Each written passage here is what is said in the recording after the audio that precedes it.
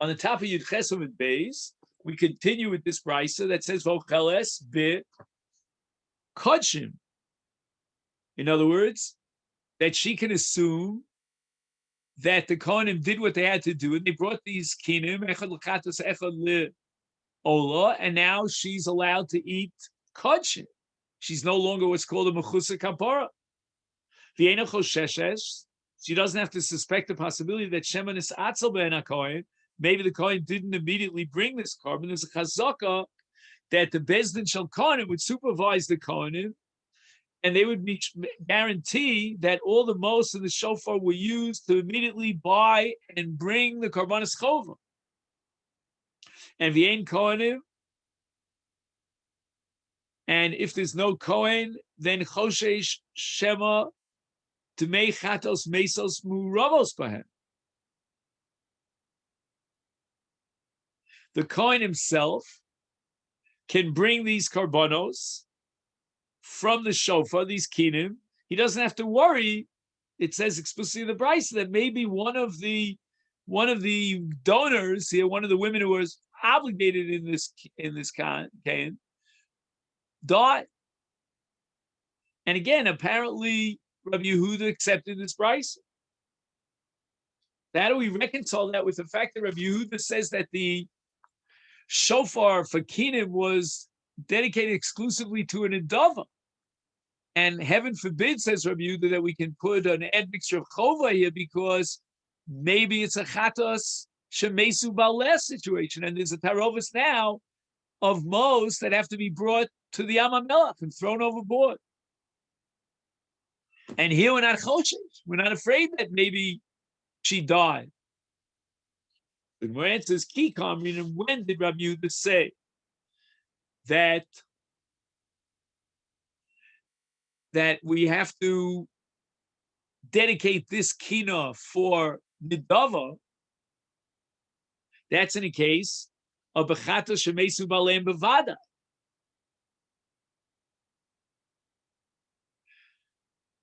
In other words, if we have to worry about a situation, the possibility could arise that we'll find out for sure that one of the women donors had died. And Rabbi Yehuda was afraid that such a situation might happen, and then we're stuck with the tarovas.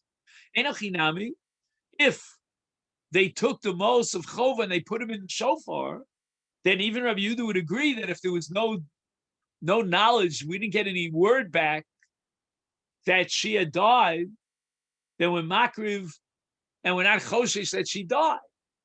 But Rabbi Yehuda is worried about a scenario in which we might find out that in fact she did die. We'll know that of certainty. We have to avoid that scenario, and therefore we will not allow chova into this shofar. The Gemara raises the following objection to Rabbi Yehuda. I have a solution, says the Gemara, to Rabbi Yehuda's problem, and that he's worried about the possibility that she might die. So what if she dies? Nivrar will choose from the shofar arba zuzeh, and will dedicate those 4 zuzim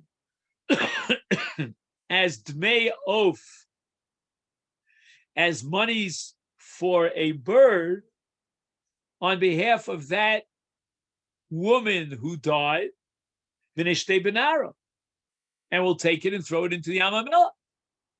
And now the balance of the mos are certainly okay. Idoch lishtayru. We can use the balance and buy a carbanola, karmachatas, whatever you have to buy. So why did Rabbi Yehuda reject the possibility of dedicating the shofros for dmei chova, for kinei chova? So the Gemara answers, Hamrinam bi'alma, Rabbi Yehuda lesle breira, that we've seen over and over again that Rabbi Yehuda rejects breira. Meaning, what are you going to tell me?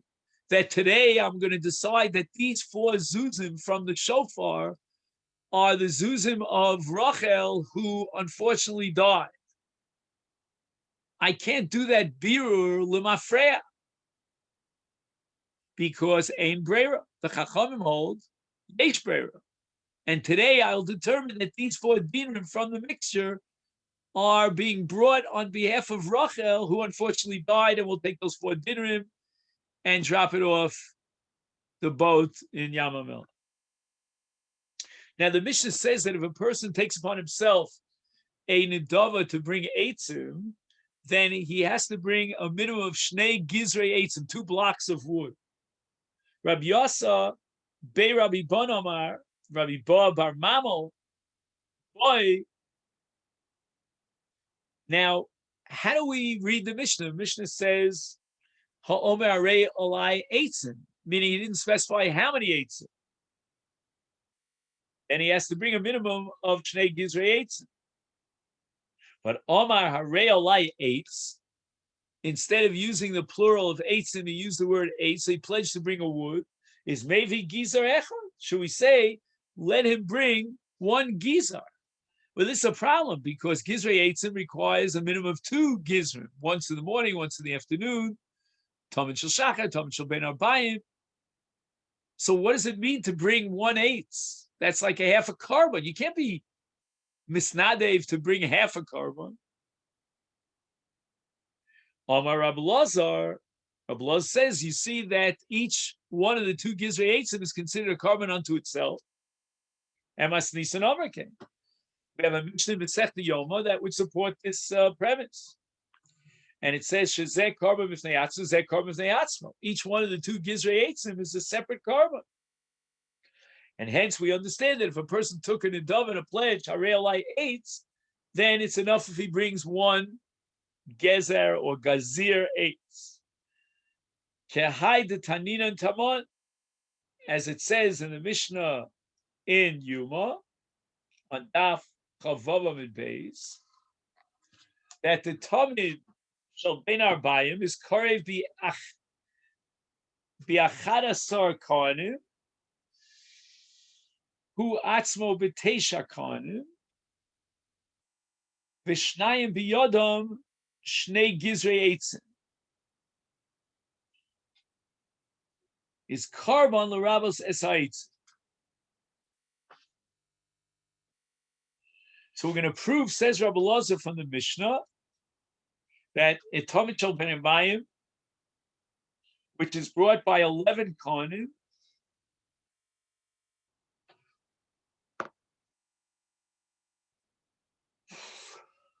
just 1 second.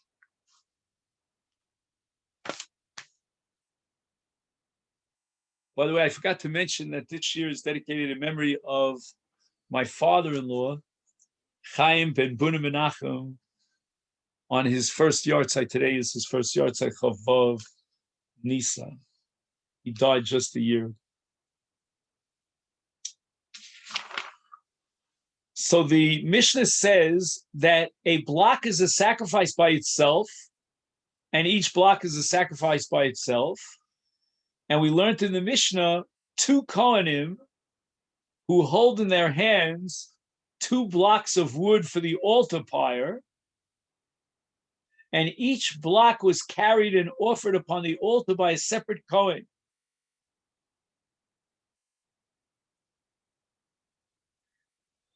So he says that although the Torah in Vayikra Perek Aleph and also repeats itself in Perek Vav, mandates that 2 blocks of wood be added to increase the main altar pyre, that's the Maracha Rishona, on the Mizbeach, once in the morning and again a second time in the afternoon before the Tamid offerings. The Gemara is explaining that each block is considered a sacrifice unto itself, and therefore we can validate a nidava, a donation of a single block, to the Maracha. And the Gemara says that the Mishnah in Yoma is referring to 2 blocks placed on the altar pyre as part of the afternoon service. In the morning, a single Kohen would place both blocks on the altar. So we have no raya from the Talmud Shel Shachar because it was 1 Kohen who brought 2 Gizrei Eitzim. But in the Talmud Shel Ben Arbayim, the Mishnah says there were 2 Kohanim bringing 2 Gizrei Eitzim. So it means each Kohen individually brought 1 Gzar Eitzin, Gzir Eitzin. So we see that each one is considered a carbon unto itself. Hence, you could pledge to bring a carbon. I'm not sure here. I didn't get a chance to look in the Sugin Yoma because he says here that there were 11 kohanim. Hu atzmo bitisha kohanim v'yod shnayim v'yodam shnei gizrei eitzin. Oh, I see. I think what he's saying is that for the Talmud Shel Ben Abayim, we needed 11 because 9 out of the 11 kohanim were busy with the actual hakrava of the Talmud, which means the shchita, the kabbalah sadam, holachas sadam, and the zrika sadam, and placing the emurim, actually it's an olah onto the mizbeach. So that was 9 kohanim. Now we're left with 2 other kohanim, and they would bring Shnei Gizrei Eitzim. So each one brought 1. Rabbi Yeshua ben Levi Omar Ovyan.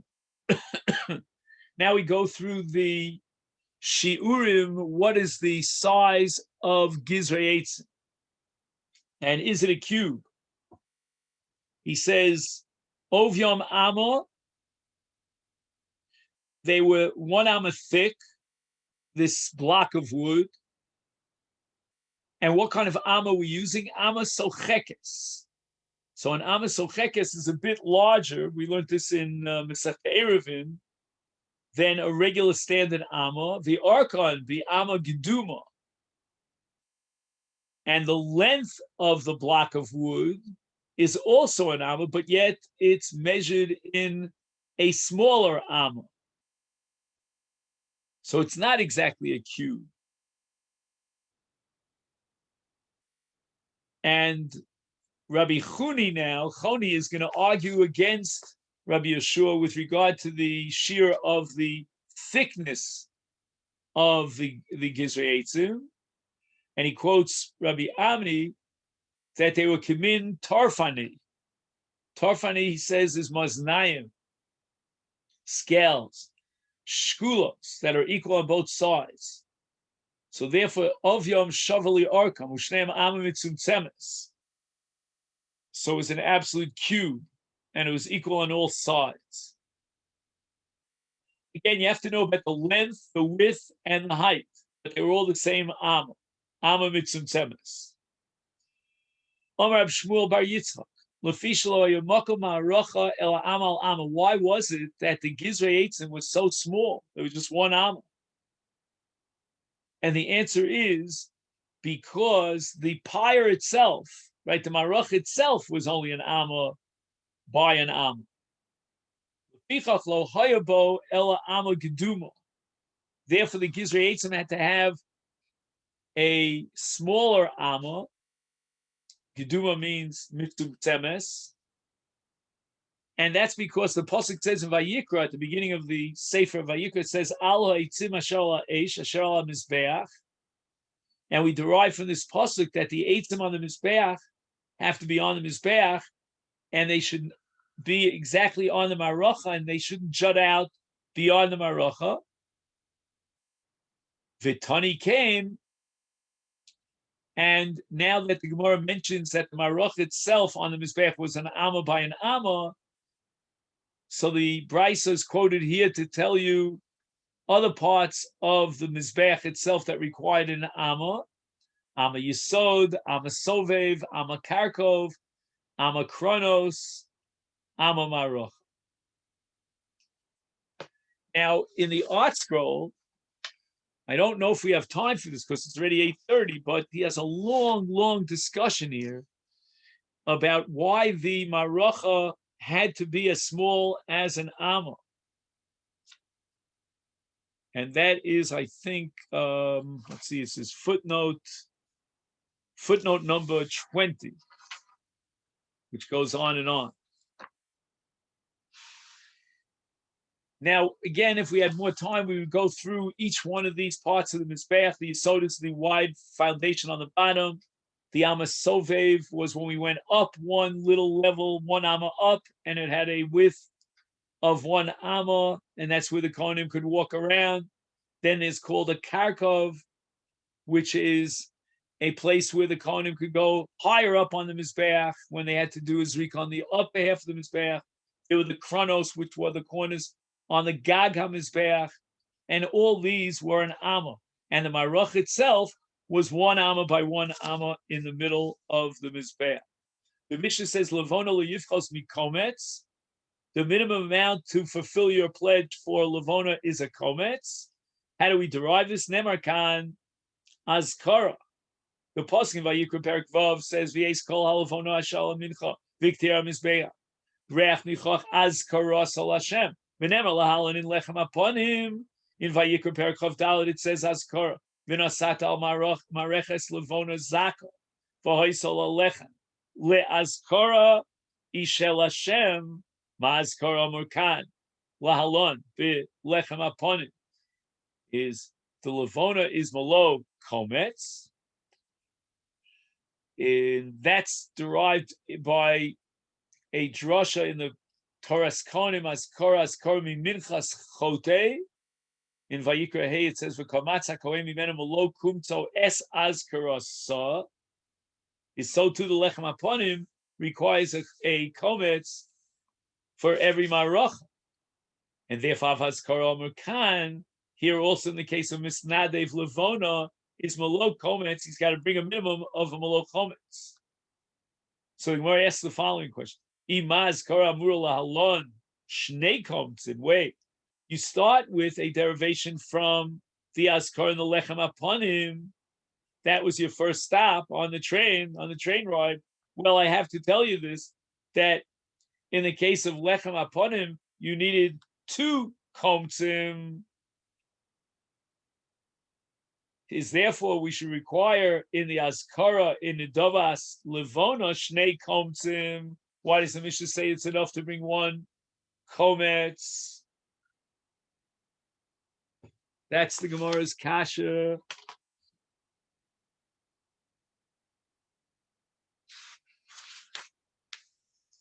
The Gemara says, Amar Rav Ila.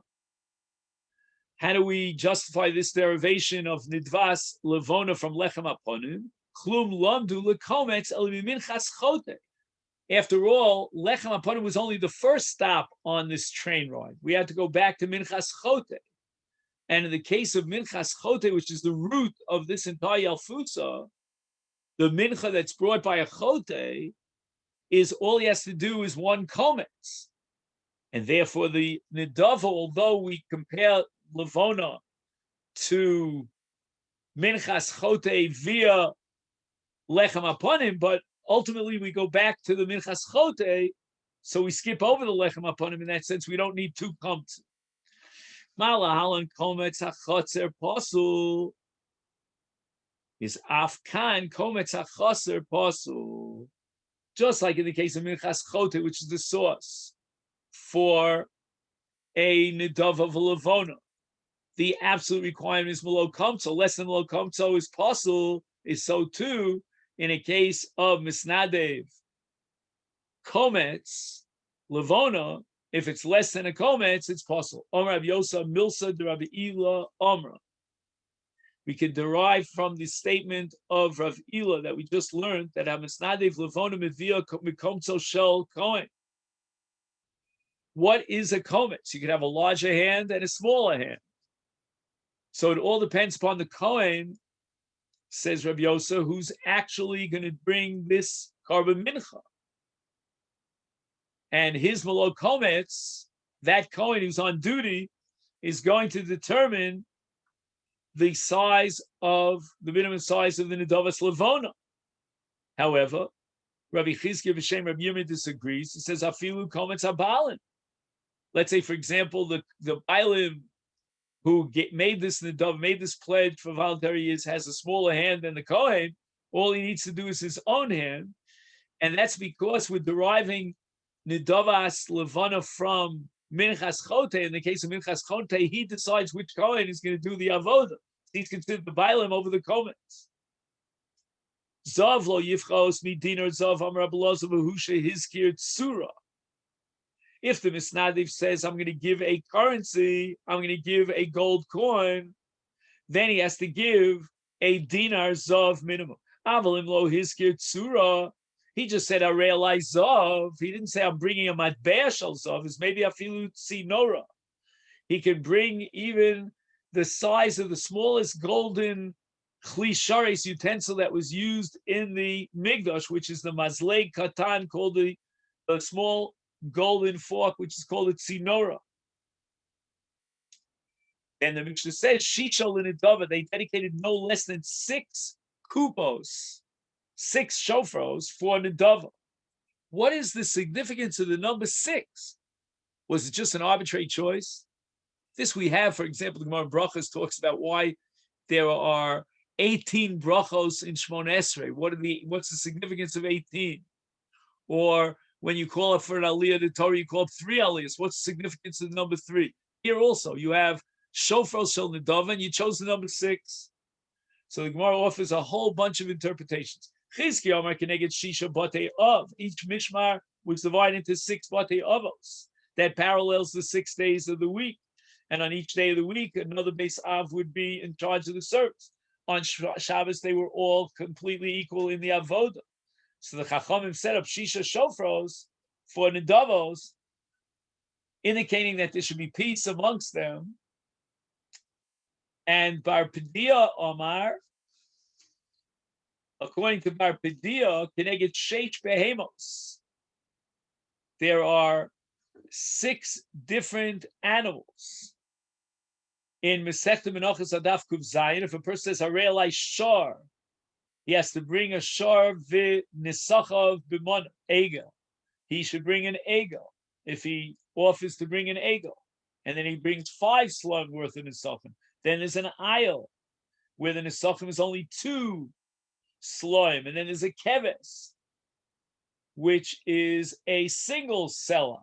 In any event, there's 6 different animals: par, egel, sa'ir, ayol, gedi, utled. These are the 6 categories of animals that can be brought on the mizbeach. And basically, if he offered a nedava par, he would have to bring the amount of sloim for nesachim of a par, a shor, which is a mana, etc., etc. Now the Gemara quotes Shmuel. Shmuel Amar, what's the significance of the number 6? Keneged shisha karbanos. It parallels 6 karbanos. What are the 6 karbanos? Now, in all these cases of 6 karbanos, we have what's called mosar mos. And that means that if there's extra money, that money is earmarked as an nedava, and you buy korban ola. So the first shofar parallels the mosar of kinei zavim and kinei zavos. I mean, those are all one category. Zavim and zavos, the same tumah. And the monies would be used to buy an ola and a chatas. The second shofar was for mosar kinei yoldos. And Yoledes, if she's wealthy enough, she brings a keves liola and a ben yona or a tar lechatos. The third shofar was for mosar chatos, which is either a seira or a kizba. And the fourth was for mosar hashamos, which are elif. And the fifth was for mosar menachos. We're talking about the minchas chote, who brings bedali dalos. And the 6th was Asiris Ha'efa Shel Kohen Gadol, who's mafresh on a daily basis. Asiris Ha'efa. And if there's Mosar, the Mos of that day cannot be used for another day. And then finally, we have the last opinion of Omar Rabbi Yochanan, and that is Al Yidei Shanadava Meruba Ribui Lo Shofros Harbe.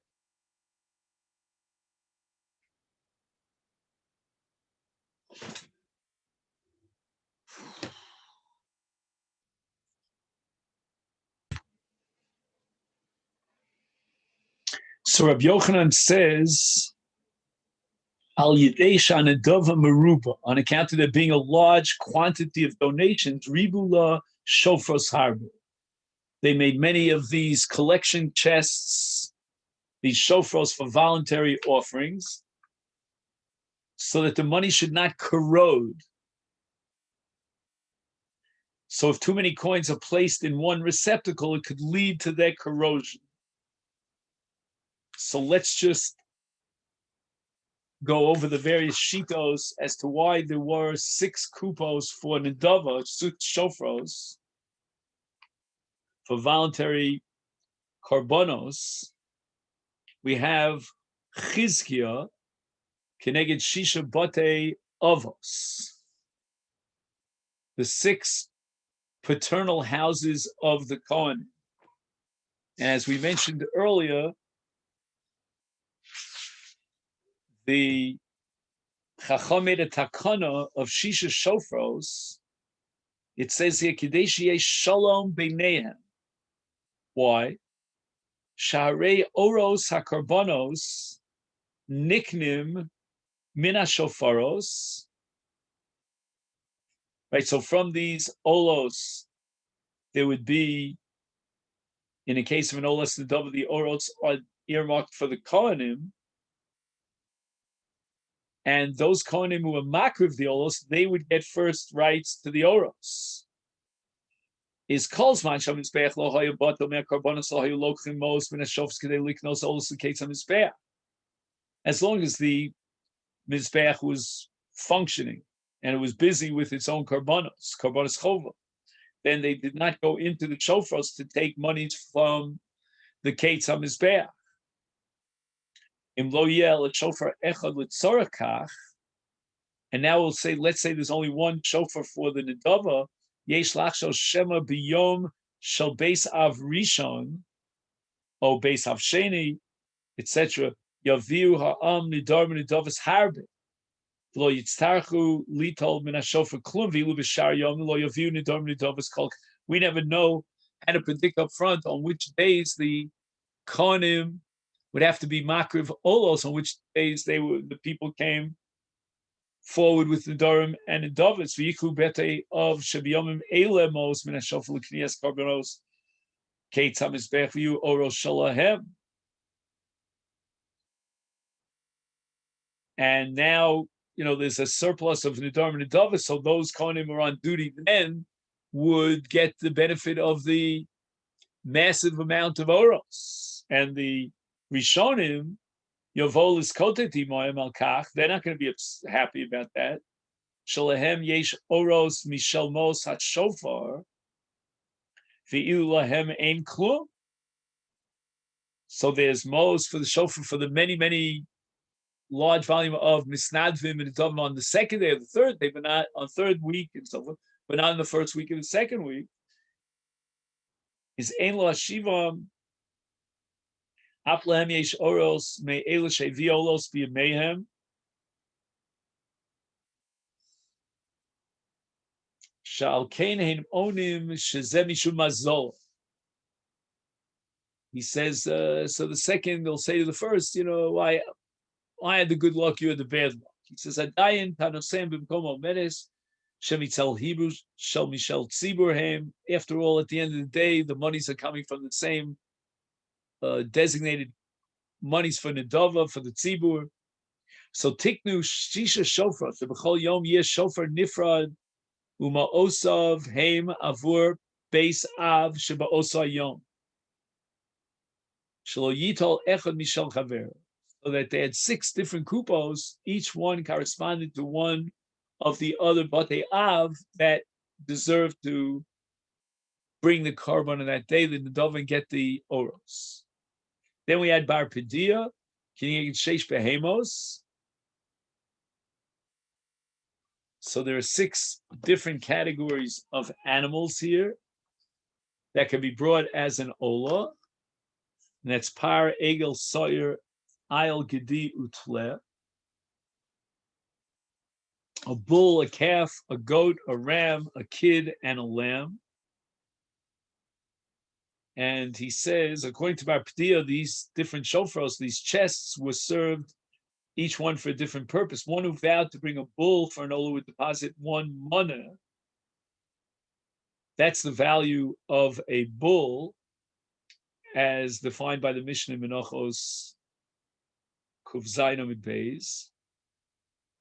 So on that particular shofar, it said shor, One who vowed to bring a calf brings 5 sloim and deposits them in the collection chest called calf or egel, and so on for all the offerings listed. Subsequently, the Kohen would take out money from the collection chest entitled bull, and offer olus of bulls until the money is depleted. The same is done for each one of the other collection chests.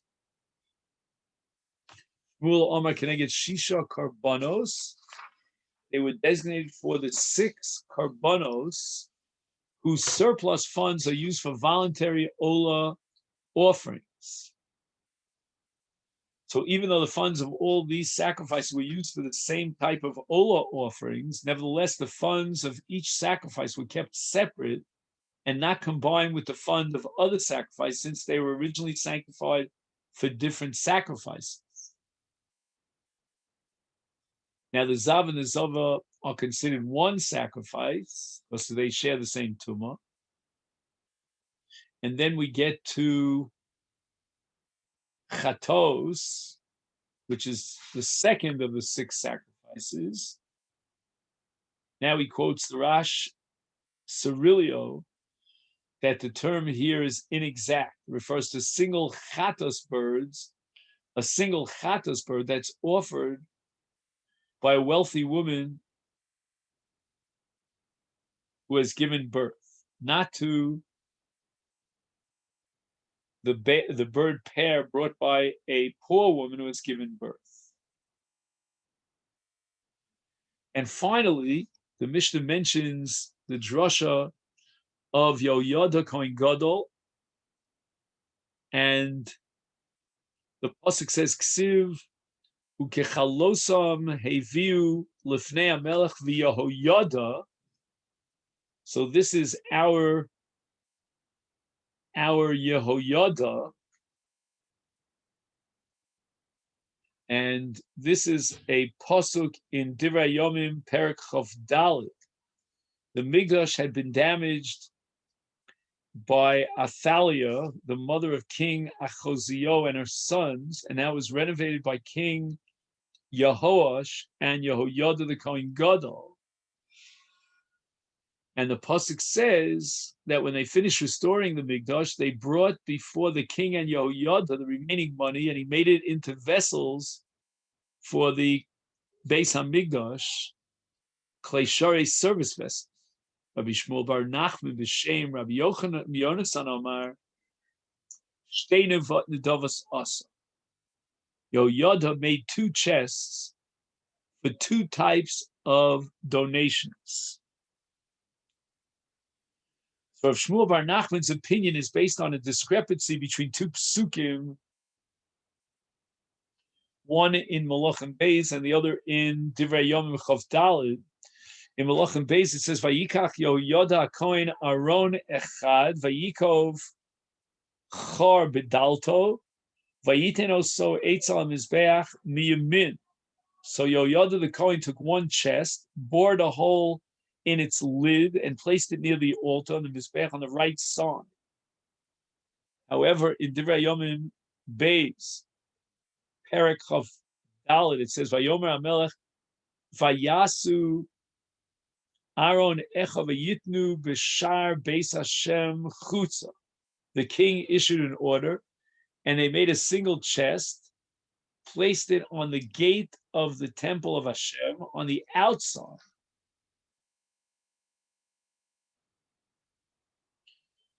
Now, there seems to be a contradiction here, because the first pasuk indicates that the chest was placed in the Mikdash on the right side of the Mizbeach. The second pasuk seems to indicate that it was chutza. It was placed outside the Mikdash. So Shmuel Bar Nachman understands, therefore, that there were 2 chests, one placed in either location. Since they set up 2 chests, it can be assumed that they were for 2 different types of donations. And this will become clear in the ensuing discussion in the Gemara, that there was one type of donation that was used exclusively for Bedek Habayis for temple renovations. The other type of donation was used exclusively for the clay sharis, the service vessel. And that we'll see on Daf Yud Tes.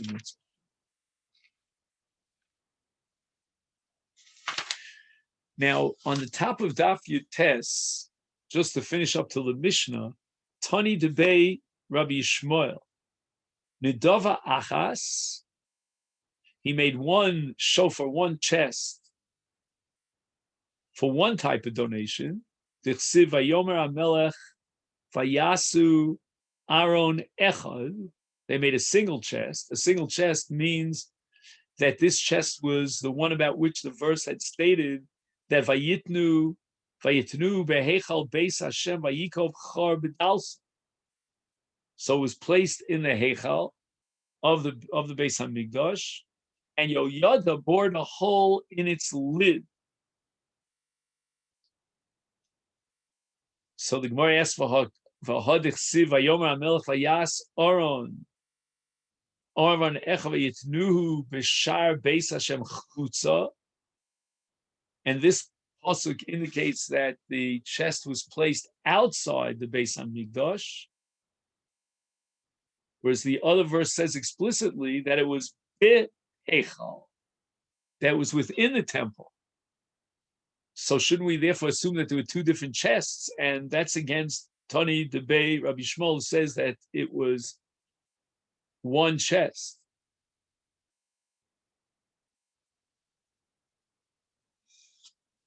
Where it says Omar Rav Huna,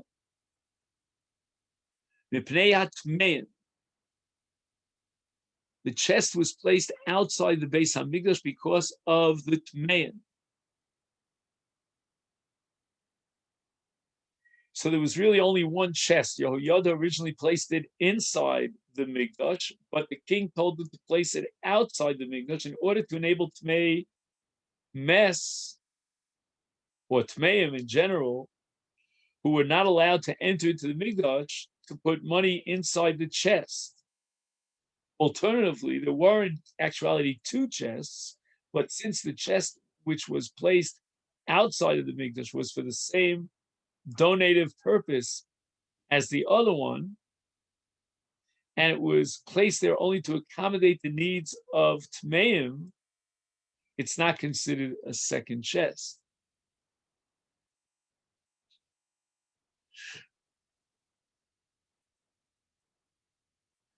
Rav Chuna b'shem Rav Yosef, and he quotes a pasuk here in Malachim Beis. It says, "Ach lo ye'asa beis Hashem sipos kesef mizamros." There would not be made for the temple of Hashem silver musical instruments and basins, trumpets, or any implements of gold or silver from the money that was brought to the temple of Hashem, for they gave it all to the workmen, and with it they repaired the temple of Hashem. So this pasuk states that all the money in the chest was used for Bedek Habayis, for temple renovations. None of it was used for clay sharis, for the service vessels. And that apparently contradicts the pasuk that we mentioned earlier from Divrei Yomim Beis, pasuk Chaf Daled, which states explicitly that some of the money was used for clay sharis, for service vessels. Therefore, Rav Chuna, in the name of Yosef, concludes that there were two separate chests. One for donations to be used exclusively for Bedek Habayis, for temple renovations. The other for donations that could be used for service vessels, for clay sharis.